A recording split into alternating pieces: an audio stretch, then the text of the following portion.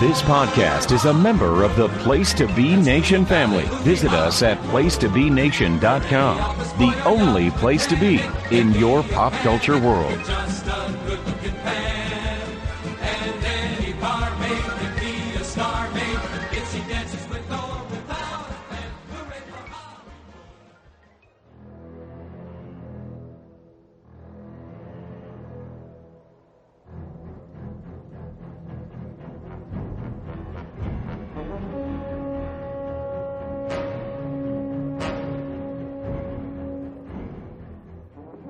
Place to Be Nation Pop Experience. Welcome to today's edition of the movie review of the day. I am Andy Atherton, back with you here in the midst of our latest theme week. We are talking about classic comedies. Now, by classic, we are defining them, and this breaks my heart, anything pre-1990.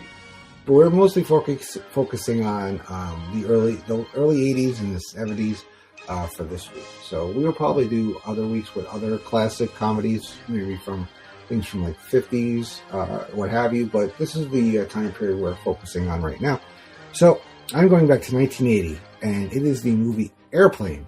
The log line, if you don't know it, is after the crew becomes sick with food poisoning, a neurotic ex-fighter pilot must safely land a commercial airline full of passengers. This movie is classified as a spoof, right? And if you don't know what a spoof is, it's basically they're taking off. Airport was a big movie at the time. Disaster films were big in the 70s, and now this is 1980. So they're making fun of it, and they're being very tongue in cheek, and a lot of sight gags, a lot of ridiculousness in this movie. The cast, we're going to read it down: Robert Hayes, Julie Hagerty, Leslie Nielsen, Kareem Abdul-Jabbar, Lloyd Bridges, Peter Graves, Lorna Patterson, Robert Stack, Steven Stucker, Otto, Jonathan Banks is in it. I didn't realize Jonathan Banks was in it. Barbara Billingsley. I mean, there are people that come in here for like one scene and they kill it and they leave. It's just, there are so many great one-liners in this movie. This was done by, the Jim Abrams, David Zucker, and Jerry Zucker. They wrote it, they directed it. This is a movie that I quote so many times, and it does so much. It's like it made Leslie Nielsen a comedic actor, right? He was known for dramatic roles, and he played this comedy role seriously, and that's what made it so funny. Kareem Abdul-Jabbar was already becoming a legend. Peter Graves, was huge from Mission Impossible. Robert Hayes, Julie Hagerty were up and coming. Steven Stucker, really, he steals the movie because he's Johnny. And he has so many great lines. He's like, they're like asking, what kind of plane is it? Oh, it's a big, pretty white plane that has red letters and looks like a Johnny Tylenol. Or they're like, he's in the control tower and somebody hands him a paper and he goes, Johnny, what can you make of this? Oh, I can make a hat or a brooch or a pterodactyl. I mean, again, that's a sight gag you have to see, but it's something my friends and I in high school, we quoted this. We did this a lot to each other. Don't call me Shirley. All people saying, Shirley, you can't be serious. I am serious. Don't call me Shirley. We have Barbara Billingsley, who is Beaver Cleaver's mom. She was Mrs. Cleaver.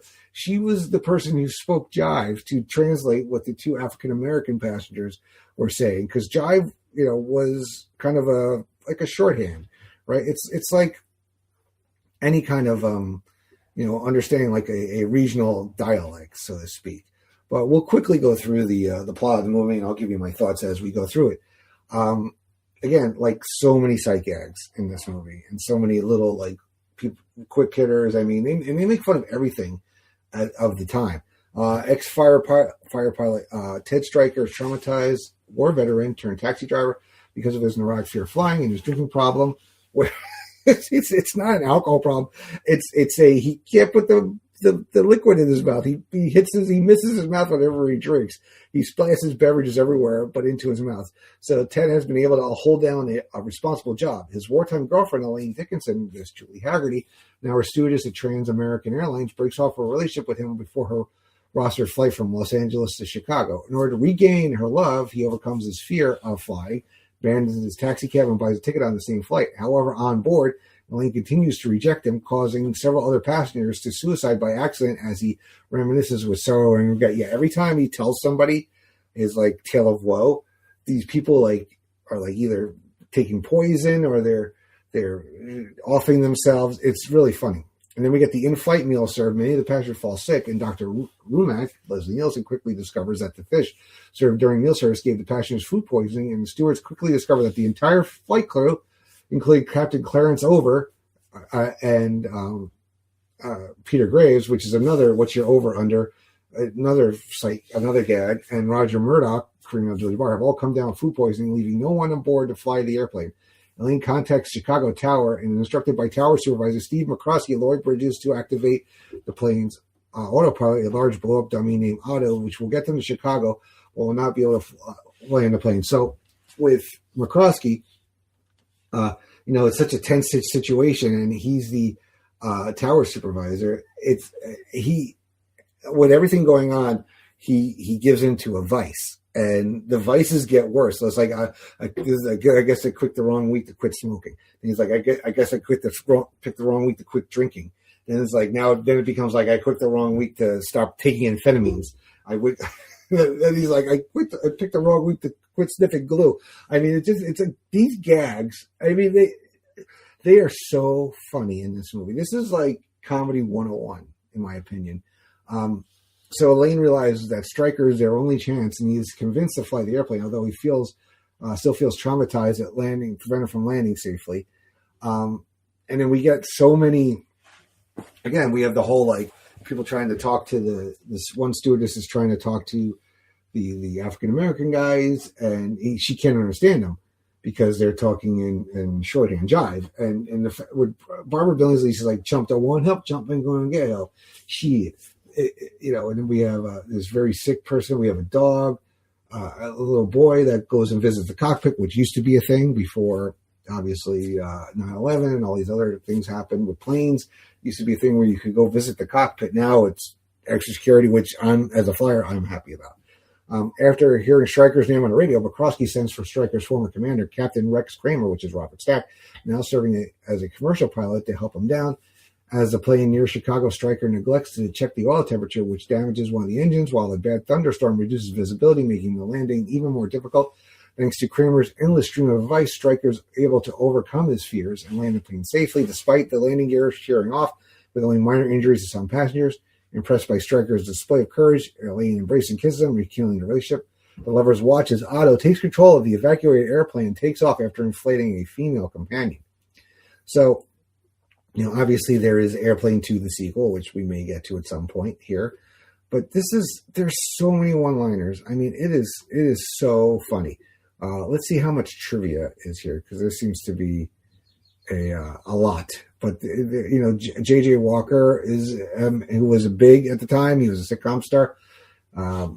He appears in it as a windshield wiper man who falls from the plane after checking the oil.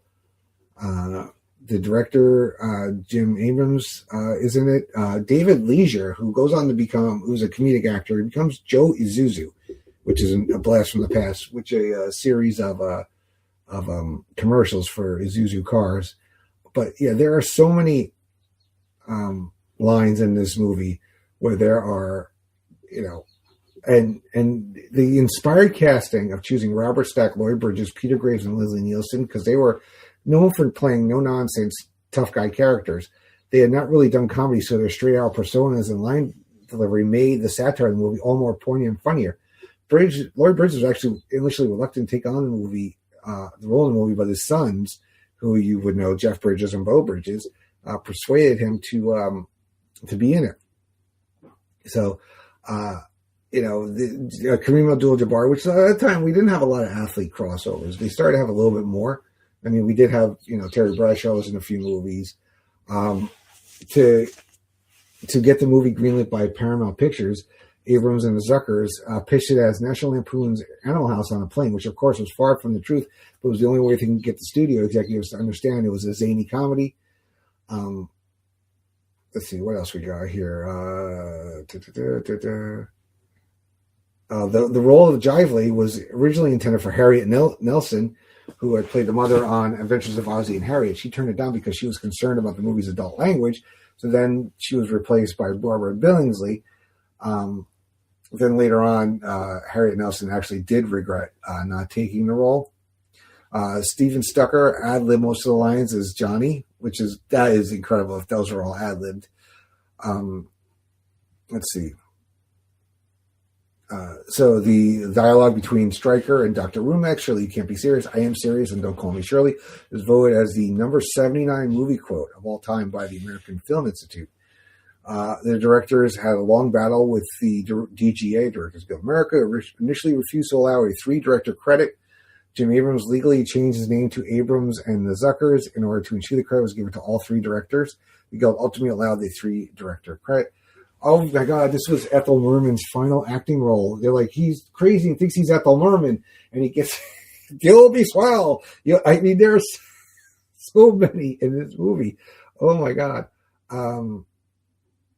Otto, he ultimately disintegrated after spending several years in Jerry Zucker's garage. So there are so many great things in this movie. I would go watch it if you've never seen this. I'm not sure if it's streaming anywhere.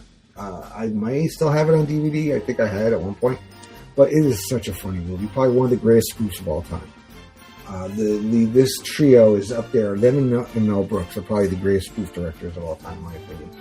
All right. So I hope you enjoyed it. I mean, look, if you've never seen it and I spoiled it, I apologize. But it's a 46-year-old movie. So go see it. Go watch it, enjoy it, and enjoy everything else we got going on here in the PlayStation Pop Experience. Don't forget, every weekday at 8 a.m. is the video jukebox song of the day, and then every weekday at 3 p.m. is this pod series, the movie review of the day.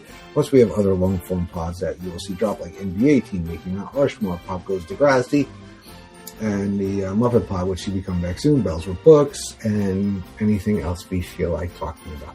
All right, so hope you guys have a great week, or had a great week, and Steve will bring you home tomorrow. So we will talk to you later. Have a good time.